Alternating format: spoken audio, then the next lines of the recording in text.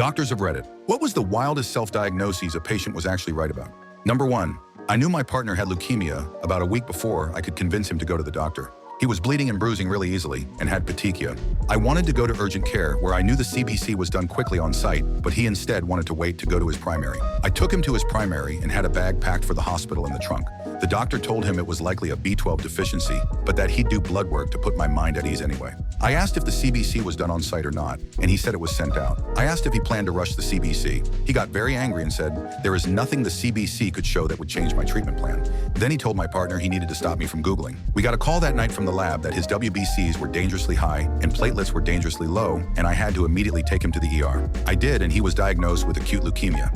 Number 2. One of my dearest friends from middle school was suffering from absolutely devastating medical issues. She went from bright and thriving in university to having to drop out before she graduated because her health bottomed out. She lost her job that paid her a fantastic amount. Basically, her entire life fell apart. She was telling me about the new weird thing happening with her, some strange anemia that was found to be the result of abnormally low ferritin in her blood, which is what enables your red blood cells to carry iron. That was when something clicked in my brain. Horrible digestive issues, peculiar anemia, chronic infections in her spleen that required a splenectomy, would sunburn to a blistering point in less than a half hour, a diagnosed allergy to sulfa drugs, horrible reactions to carbamazepine.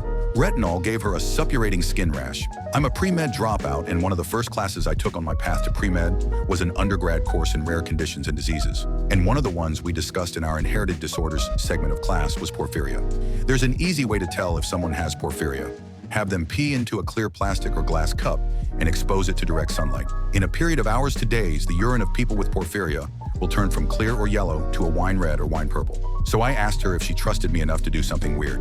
Told her to get a clear plastic disposable cup from her kitchen, pee in it, and put it in her windowsill where nobody could see it. And if anything about it changed, come tell me. Approximately 4 hours later, she called me on the phone screaming that her piss turned purple red like a goddamn vampire, and I told her she needed to go to the doctor and get tested for porphyria. 2 weeks later, she tagged me on Facebook calling me lesbian Dr. House because she was diagnosed with congenital erythropoietic porphyria. Number 3. EMICU doc here with over 10 years of experience. While it's not quite a diagnosis, experience has taught me to take very seriously when a patient states he's about to die, even if he appears in a stable, controlled condition. Patients who have a life-threatening condition usually have a premonition about their imminent decompensation, which is usually preceded by very subtle signs of worsening that may be confounded with pretty much anything that happens on a resuscitation room or on the back of an ambulance. I've had patients who appeared to be in a completely stable condition with acute conditions where cardiac arrest was not foreseeable, example, motorcycle accident with single limb injury, who briefly mentioned they think they are about to die before suddenly entering in cardiac arrest due to a malignant arrhythmia. It's believed that patients may perceive a sudden drop of blood pressure and/or the usual release and spike of adrenaline and other catecholamines as imminent death. But the reason why this happens is not clear.